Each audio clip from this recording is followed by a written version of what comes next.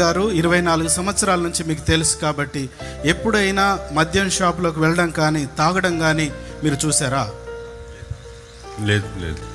నేను 10 సంవత్సరాలు రాత్రనక పగలనక కొన్ని వేల కిలోమీటర్లు ప్రయాణం చేశాము. ముగ్గురం ఒకే కారులో వెళ్ళే వాళ్ళం, రోడ్డు మీద పడుకునే వాళ్ళం కొన్నిసార్లు.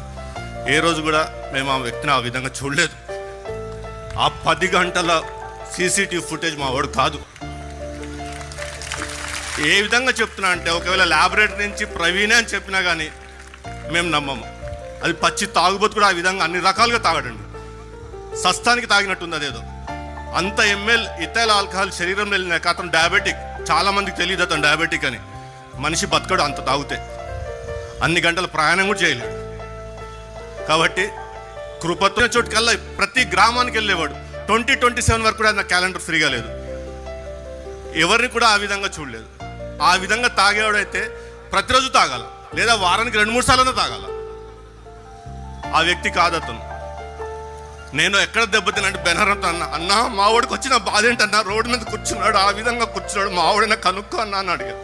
విజయవాడలో ఫుటేజ్, అది నా గుండె ఎట్లా అంటే కుల్లబడుస్తుంది.